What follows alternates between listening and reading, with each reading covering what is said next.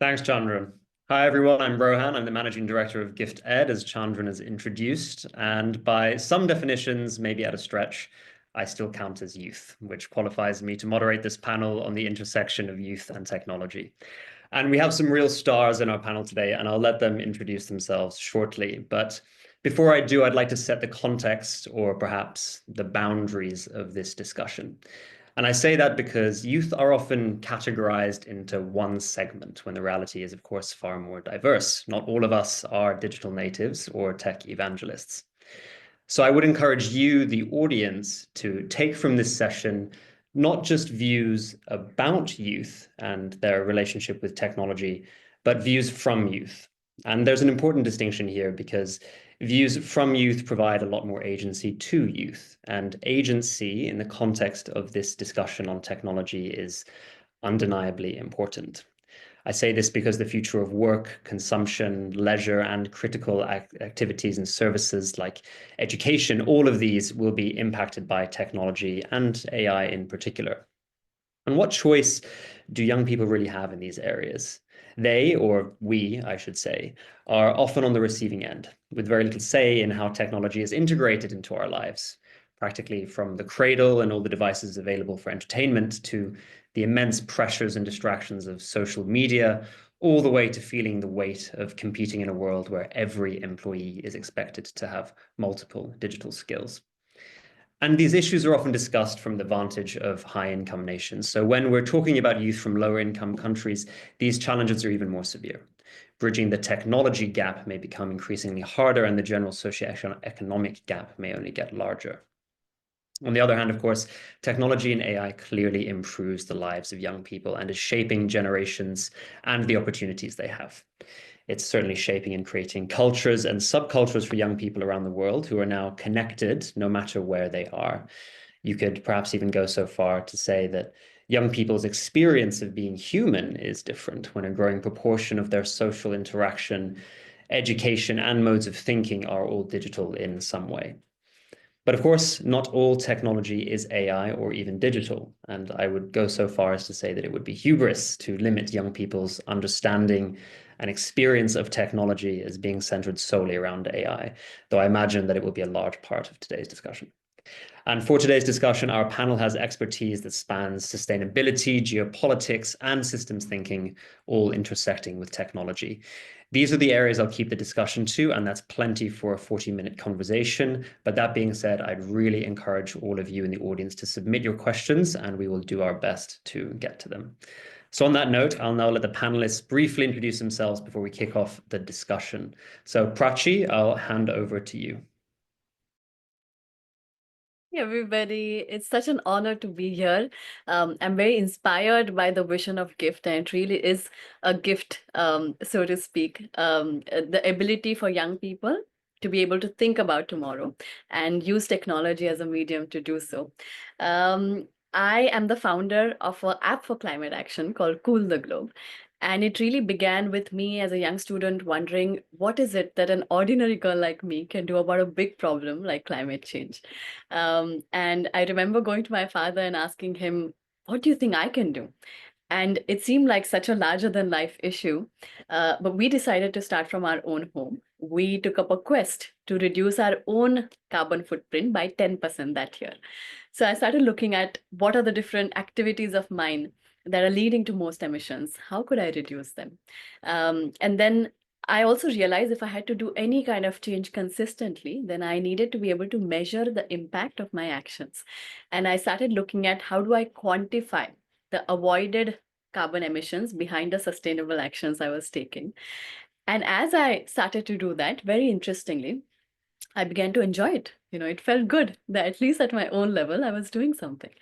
And then perhaps because I was enjoying it so much, my friends, neighbors, people around me took notice and they said, you're doing something interesting and we would like to be a part of this. And that's when I wondered, how can I take this individual quest I've started at home and get global citizens to join me in it? And that's where technology came in. From this, the idea for Cool the Globe app was born. We decided to make a platform which would unite citizens together to start fighting climate change from their own homes. How it works is, as soon as a user comes in, based on the country they're from, they get a target, a monthly target to reduce their emissions. And then they say hundreds of simple day-to-day sustainable actions they can take to achieve that. With each action, they can track the carbon emissions that they're saving. So I think, what I started, this began as an individual quest and then turned into an app and slowly turned into a citizen-led movement for climate action. And that's what technology helped me create. It helped me measure the impact of the actions that I was taking. It helped me scale it around the world. Today, we have users from over 150 countries, and they've collectively recorded saving over 6.5 million kilograms of carbon emissions. And we believe this is just the beginning. Many of our users are also from China, which is why it's a particular honor to be here. So I'm really looking forward to our discussion. Thanks so much, Prachi. Thank you. Ian, you're up next.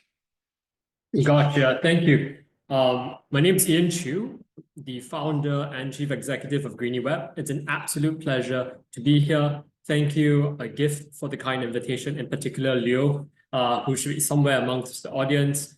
What we do at GreenyWeb is actually a bit counterintuitive, right? As the generation that has been very pro-technology, GreenyWeb actually runs counter to the tides. We focus on low-carbon computer code. In essence, we create low-carbon computer code. And we defy really mainstream narrative over the last 20, 30 years that going digital means going green. In fact, at GreenyWeb, we strongly believe that sustainability can only go hand in hand with the digital world if digitization is done the sustainable way. We term that sustainable digital transformation. We also look at legacy systems and how we can change regular, old, classical websites, mobile applications, and the like, and make that low carbon. How can we change a normal website into a low carbon one, a normal blockchain into a low carbon one? So in our capacity at GreenyWeb, we are a Singapore-based climate tech, and we work with companies across the board, from maritime companies to engineering companies to telecommunications. It's an absolute pleasure to be here to really share some thoughts, right, on digitization, with half the world predicted to be coming online for the first time in the next 20 years. And with carbon emissions already at an all-time high. TikTok was famously featured by The Guardian sometime last month as having the same amount of carbon emissions as the entire country of Greece. So just some food for thought as we get deeper into this conversation later. Would really like to tackle how AI can be both a boon as well as a bane for our world, for our planet. So at our side, at the Global Youth Alliance for Digital Sustainability, we also run what we call the 30 by 30 program. Essentially, it's a program where we bring digital sustainability, low carbon computer coding to 30 organizations. They could be nonprofits, educational institutions, corporates, or governments before COP30. It actually began 2 years ago as the 28 by 28 program, where we brought this to 28 organizations before COP28 in Dubai. It continued last year as 29 by 29, and we are back for the third run as 30 by 30. We have impacted over 3,500 individuals from more than 90 organizations across 25 countries. So it's an absolute pleasure to be here. Looking forward to the discussion. Thanks, Ian. Thanks very much. Last but not least, Brian. Thank you. Thank you very much, Rohan. And thank you to Chandran for his very kind invitation. I'm an assistant professor in philosophy at the University of Hong Kong. And I also work as a geopolitical strategist and advisor to a number of leading MNCs, family offices, and foundations in the region. In terms of my intersection with this very topic at hand as a philosopher in a moral and political theory tradition, I've always been fascinated by technology, both in an abstract but also very concrete sense, which is, in terms of the latter, trying to figure out PowerPoint technology and getting my students engaged when it comes to online quizzes, and also this sort of QR code scanning mechanism that apparently these days lecturers like to get the students to scan. I mean, it's all very discombobulating. And that's also, I guess, a part of the reason why I can't stop thinking about technology on a very mundane level. In brackets, I don't get it, and it doesn't get me either. But with that said, in an era of automation and also technologically enabled social acceleration, I'd posit that thinking about ethics is more important than ever. And that it is temptation to think, well, you've got to learn coding, learn programming, learn Python, C++, all of that, and that's all you need for this era. But I would beg to differ. I think what's actually, more important than the hard sort of coding and the skills centered around comp sci is the undergirding question of why, how, and for what reasons can we and should we live? And it is for that reason I want to just use 3 very quick examples to get you guys thinking about perhaps what are the kinds of values we ought to espouse and adopt in this era. And the 3 key values can be summarized as a trinity: authenticity, equity, and humanity. Wow, sounds like I'm campaigning for something. I wish I could, but I'm not. So very quickly, on authenticity, deepfakes are an increasingly ubiquitous phenomenon. I got a WhatsApp this morning from a bunch of very, nationalistic commentators telling me that Elon Musk came out in support of the China model in relation to the Californian wildfires. It took me around 15 minutes of digging online to realize that was probably a deep fake video, and that was not, in fact, Elon Musk himself speaking on the fires and comparing the Chinese and the American systems of governance. It's not as if he actually knows what's going on, when it comes to governance, but who am I to decide here? In figuring out what is and isn't true, what is and isn't authentic, though, we must be equipped with the ability to interrogate the truth and to parse and sift through what seems to be true, but is in fact mendacious and duplicitous. Secondly, on equity, algorithms are increasingly adopted in courtrooms by the judiciary, by the police, by various corporations, all sorts of bureaucracies, and parceling resources and opportunities, really. And yet very few questions in proportion appear to be asked over how these algorithms are devised and whom exactly can we hold to account in relation to these very algorithms. And that is where Chandran's excellent book on dismantling global white privilege comes into play. Because if we think more deeply about it, we'll come to realize that white privilege, or the gender, sexist, patriarchal, kyriarchal privileges, are often entrenched by algorithms and through automation. And without accountability and asking whom should we hold responsible, there can be no justice in relation to the matter at hand. So equity also matters when it comes to our deployment of technology. And finally, on humanity, I get asked this question a lot by my students. Professor, where do we go after we graduate? Can you help me find a job? And I would tell them very politely and courteously, I would say, well, I don't think we can find jobs. I think jobs find us. And in an era of automation where increasingly technological unemployment could well be, for certain industries, certain jobs and certain occupations, an inevitable reality, we've got to start thinking, more deeply and more intensively as to what exactly it is that makes us special as agents of autonomy, what exactly makes us irreplaceable by the machines. And I think there's a lot that's going on for us, and that could well be going for us additionally. But at the core of this, we've got to ask ourselves, what is humanity about? Is it perfection? Is it repetitiveness? Is it programmable, iterative behaviors? Or is it instead our ability to be creative, to form bonds and links that automation and AI never could? And that perhaps is what it means to be human in an era of automation. So I'll stop there and I look forward to this panel of discussion. Thank you very much. Thank you, Brian. Thank you very much indeed. That's a very powerful way to capture, I think, a lot of the topics that we'd like to cover today. And actually, the first person that I'd like to pose a question to is Prachi. I'd like to return to you, Prachi. And I'm going to start with tech for sustainability, given that's your area of expertise. So in your experience working with youth and being a founder yourself, what role does technology play in young people's perception of how they should enact sustainability? And how do you see this changing with the advent of AI? Absolutely. So, like I said, I first did not, I don't have a background in technology, but in this day and age, like Brian says, everybody wants to learn coding. So I did learn coding when I decided to build the app. But I decided to just be sustainable in my own life first. And then I realized that a lot of people around me wanted to do the same thing. And for the first time, when I started thinking about scaling, when I wanted to bring this individual quest into homes around the world, that's when technology came in. So while I was a young student in college, from the dorm room, I built Cool the Globe for years. We worked day and night on learning the technology, on brainstorming, on getting experts on board, on fleshing out every screen, on looking at how do we quantify the avoided emissions behind each sustainable action. So, it was almost, for me, college was part-time and building this technology was a full-time endeavor. then when we launched it, I realized that we have the technology, we have the app, but the real work has only just begun. Even if we do have the app, the real work is in convincing people that in the face of something as big as climate change, our actions matter and we can make a difference. And so we started making campaigns. We kept a place on the app and outside of the app for videos, photos, to motivate people, to show them the actions we were taking.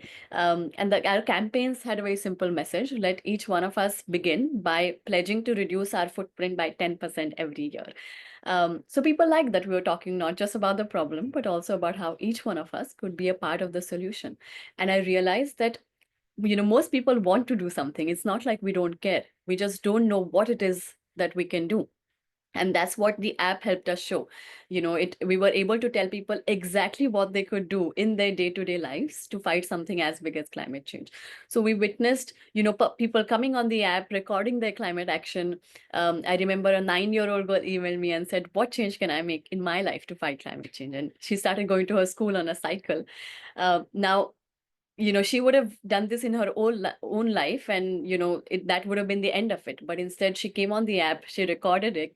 Now thousands of other people around the world saw what she had done, and she was able to see that she saved 60 kilograms of carbon emissions by doing this for a few weeks, and she was shocked because her weight was 20 kilograms. We saw that one action like this inspired 10 others, and it created a ripple effect for change. And completely through citizen-led movements like this, then we reached, our campaigns reached over 25 million people around the world. Then what I realized is, yes, technology is important, but what is also important is to not lose sight of the people and the mission behind the technology.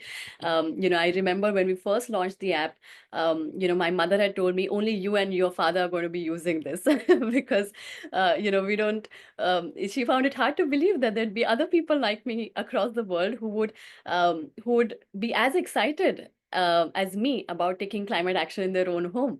But through this technology, I found those other people, and I did not feel alone anymore. And she was correct. Getting the first 100 users was a lot more difficult than getting the first 1,000 users, and getting the first 1,000 users was a lot more difficult. We're not now at 100,000 users, but getting to the first 1,000 was even more difficult. So it became easier and easier when it slowly stopped being just a technology platform, but it became a movement, and it became a citizen-led endeavor. And that is something that I experienced in young people, especially. In every place I'd go, it was the young people who did not just want to talk; they wanted to take action. So they would be the ones to download the app right away, to go on Play Store, go on App Store, download Cool the Globe app. They would record the first action. Then they would tell. What is also great about young people is once we have done something, we want to tell it to 10 others. So they would want to immediately hop on social media and show it off. So their action then would inspire 100 more. So that creating that movement and creating that virality and ripple effect for change is what we experience through youth-led movements. And we, young people around the world started getting in touch with me and started saying, we want to be your ambassador, Cool the Globe's ambassador for climate action. And we got over 100 ambassadors from different parts of the world. In fact, one of our ambassadors, Isha, is in China right now. And, this month she's going to be doing a couple of sessions in schools over there. That's fantastic. Prachi, I'm afraid I'm going to have to cut you off just so that we can move on to the others. But that was wonderful. And I think you covered the whole spectrum of topics there really nicely.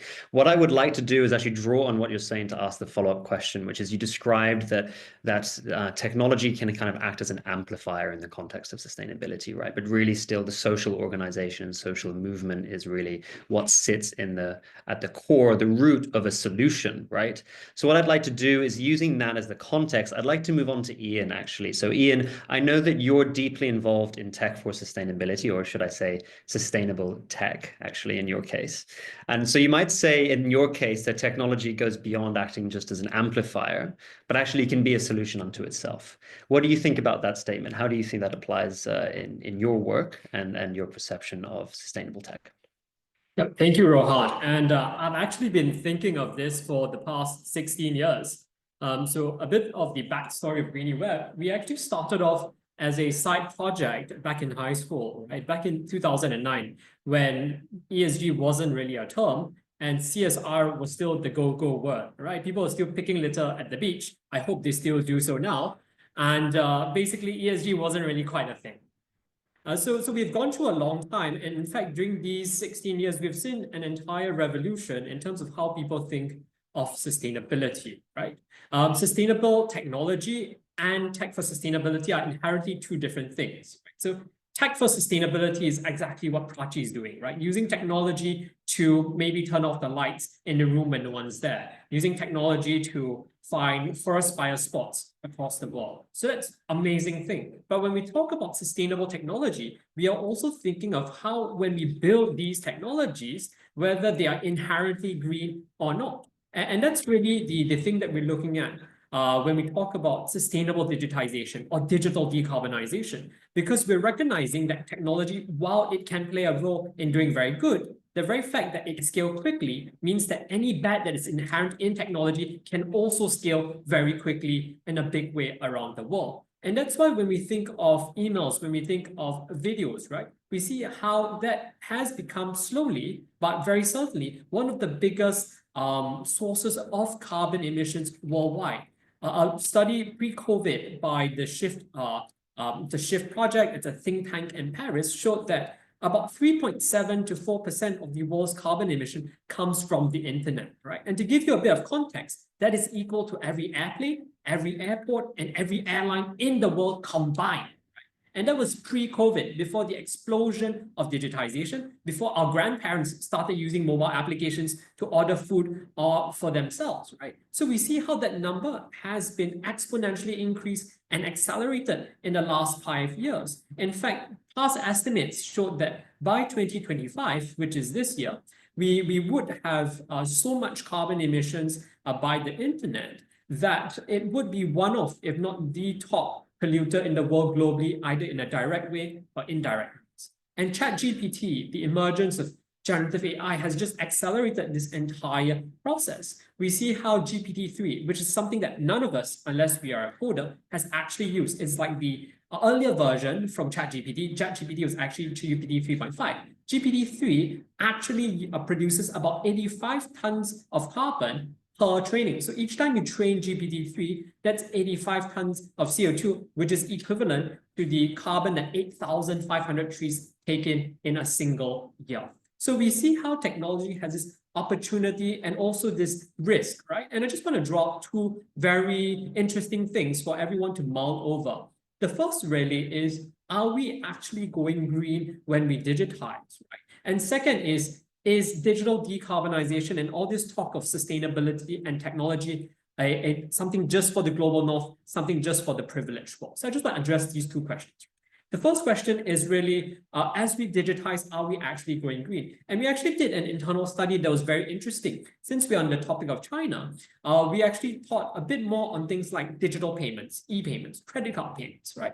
And it's very interesting because when we use a coin, a single coin, it's actually somewhere around 500 grams of CO2. Of course, it depends on the material, its size, where it is, but about 500 grams of CO2. And it's used about 30 to 50 years in total, right? So you pass it to a cashier, he passes it to another kid buying popcorn, that kid passes it to parents, things like that, right? So about 100,000 times in 30 to 50 years. But right now, if we use an e-payment on your Visa card and your MasterCard, what happens is that internally we've calculated each e-payment to be about 1 gram of CO2. And if you take 100,000 such e-payments, that basically means that it's 100,000 grams for your e-payment. So you compare 100,000 grams per 100,000 users right now, and 100,000 grams, 100,000 times of use, but only 500 grams in days past, right? So are we actually going greener when we digitize, right? So this is just one of the examples that we see that is very, very inherent in society today. An email, for example, if it's just words, it's about 5 grams of CO2. If you add a single picture, it's 50 grams per email. Look at the number of unopened emails in your inbox right now, and you'll see about the personal carbon footprint that each of us, you and I, have today. right? But it's more than that. It's also an opportunity. And here I want to address the second question.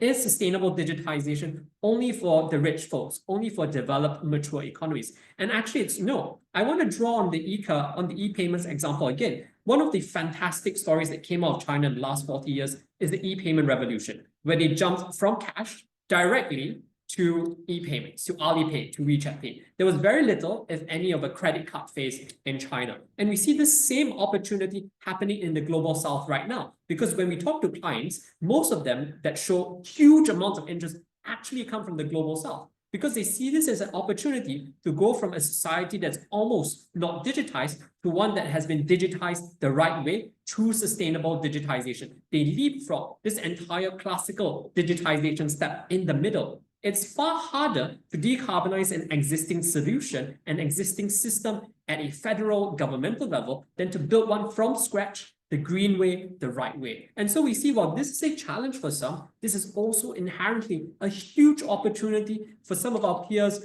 in emerging economies in the global south. So I'd like to leave everyone with these two thoughts as to whether digitization is actually good for the environment in many instances, and whether it can also be a huge opportunity going forward for all of us. Thank you.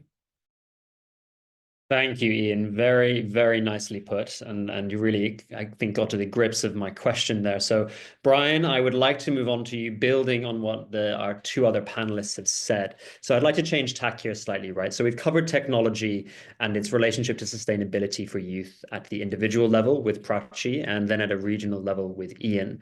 So I'd now like to move into the international level, which is your area of expertise, right? Large countries like China and the US are clearly the focus of the tech battle, if I can call it that. But what about small to medium-sized countries? How can they navigate the proliferation of technology? And what role will youth play in this process, given that they will be taking up the mantle of technological adoption? Wow, Rohan, you've left me a very easy question to tackle there. Thank you very much. I think I'll say a couple of things, really, when it comes to the agency of small and medium states. But I just want to start with a sort of anecdote, really, and that is approximately 2 months ago, or 3 months actually, I was invited to Phnom Penh to address the Ministry of Land Management, Construction, and also, so essentially by the Deputy Prime Minister in charge of that ministry. And he extended an invite for me to address the civil service there on how to incorporate AI into public policy making. So upon arriving into the lecture venue, I was shocked to see how large it was. You know, there were around 50 rows, and each row around 20 to 30 folks, or in theory, 30 seats on each row. And there were up to 1,500 seats in this grand lecture theatre at the ministry. And so I thought, they're probably not going to use 80% of it. And little did I realize that an hour later, the entire room filled up, not just with civil servants and senior ministers and bureaucrats from that very ministry, but also folks from other ministries, and even the military, actually. And then in the back, we had row after row of university students, high school students, and all of them, each and every one of them was basically paying 120% attention to what was going on, despite the fact that we were speaking in English, and many of them had to actually use a translation headphones in order to access or grasp the contents at work. What did that exercise or experience tell me? What are the 6 to 7 hours of conversations with my fellow panelists and also other, bureaucrats and ministers from a variety of ministries tell me about Cambodia and its interest in automation and AI?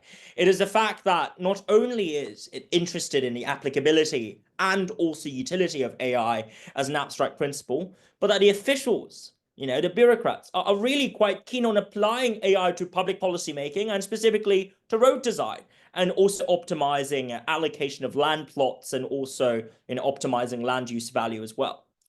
This is to say that the race for AI, or the struggle in accessing and harnessing AI to strengthen or to enhance the quality of livelihood for the people, is a universal task and a universal mandate that is picked up upon not just by the governments of America or China or the EU, which seems to be the only 3 sort of digital empires that people would love to talk about these days, to paraphrase my friend Anu Bradford and her exceptional book published 2 years ago. But beyond these 3 mega digital empires, there's in fact this sort of deeply unexplored, right, and hugely uncharted territory and terrain of small and medium states trying their very hardest to not just access AI and the cutting edge of it, but also granting. Granted, I know that when it comes to the cutting edge or the frontiers of AI, there's inevitably going to be politicization and weaponization. What I'm more interested in doing is look at the use cases, the application cases of AI, so to speak. And I also hope this exercise highlights the fact that despite our general misconceptions, about certain countries, they'd say, oh, well, that country's very backwards, that country's not very open. It's time to open up our eyes and see, for starters, that countries like Cambodia are embracing their very own reform and opening up. And a core part of this is technology and renewable energy as well, which is why I found the previous two speakers' remarks so interesting. I came back from Malaysia just last week, back to Hong Kong, and I flew off to Jakarta. And across both Kuala Lumpur and Jakarta, I had the opportunity to speak with leading businessmen, investors, and also think tank strategists, and of course officials, on how AI and geopolitics are increasingly intertwined, and that it is very hard to separate and disentangle the two. And what I said, essentially, in one of my lectures in Malaysia to, of course, the National Resilience College in Kuala Lumpur, to a group of colonels and also senior military officers, I said to them, you've got to start thinking about the non-alignment between humans and AI, not just as a simple alignment issue between humans and AI, but instead as a multi-alignment problem between different groups, disparate groups of human agents, each with their own intentions, preferences, values, and also cultural norms, in a context of increasingly intensifying rivalry along both software and hardware dimensions. So in short, what I'll observe here is that small and medium states are also beginning to grapple with the risks, with the fallout, with the dangers of being cut off from accessing certain chips thanks to the weaponization of export controls by particular nations. Alternatively, by a world where, increasingly critical raw materials and minerals ranging from rare earth metals to, other scarce resources are being wielded as bargaining chips. How can small and medium states fend for themselves and de-risk, and hedge against these risks? These are not hypothetical questions. These are very much real and alive questions. Right. The final On that point, I'm afraid that I have to cut you off at this point, but that was excellent. Thank you so much for that. So we have just 5 minutes left. What I would love to do is go around each of you one more time, give each of you a minute to tackle one more question each so that we can wrap the session up with some final thoughts, right? So Prachi, I'd like to return back to you for the final question for you, which is that social organization is clearly one of the most powerful tools that you wield and in combination with technology to achieve your goals, right, in the sustainability space. Does technology pose a risk to social organization for youth? We talk about it as a connective force, but can it be a divisive one as well? Have you had any experiences with this? What are your thoughts? Well, I feel like this is a question better asked to Ian, because I'm still in my honeymoon phase with technology. So I'm only seeing the benefits, reaping the benefits of it. I think people often ask, what would the footprint of the app be? In fact, in the acknowledgements section, that's why we always tell them the footprint of what the footprint of the app is going to be. So of course, there's like anything you do, there's emissions behind it. And my grandmother always used to say there's too much of anything is always bad. So I feel like will technology be a risk or not is in our own hands. It's in the way that we use it. But if we use it right, if we use it responsibly, I think it can only be a gift. Wonderful, very optimistic. I'm glad to have some positive thoughts to end your contribution with. Thank you very much, Prachi. Ian, I'll come back to you now. So you run a business with 55 employees, which means I would like to ask you a question about youth's perception of their future skills with regard to technology, right? How is digitization shaping what young people think they need? Is it creating pressures or is it creating opportunities? Wow, that's a loaded question. Thanks, Rohan, for that. Honestly, I think youth are becoming very cognizant, right? That technology isn't the end all or be all. There's a very interesting quote going around the internet. I think it's by Sam Altman, right? Who talked about how the amount of compensation, financial compensation, the amount of money you can get in terms of salary by knowledge workers, tech workers in particular, is coming down at a rate that is faster than workers of physical work and labor.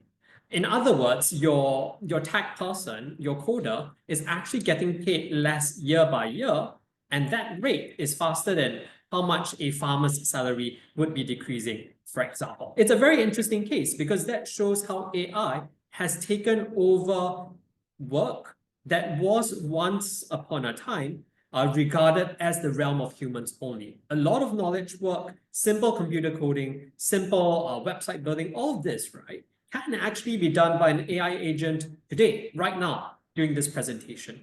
And so for youth to be able to differentiate themselves from AI, you either need a very physical skill set, which I actually shared with Rohan the other day in Kuala Lumpur, where I happened to be here for an event, that is actually also very dangerous, right? Because if you focus only on physical processes, physical work, then there's a very large chance they can be replaced by the next wave that we're seeing starting in China right now, the wave of robotics, right? Where robots are increasingly able to do fine hand movement, which means that it opens up themselves to do things like handicraft, things like even computer robotic surgery. So right now we've got like the Da Vinci robot, where humans operate the robot for a particular laparoscopic surgery. In the future, the human may be the one assisting the robot instead of the robot assisting the human. So these are very real concerns that youth have, that people in my generation, the millennials, in the next generation, Gen Z, will have, right?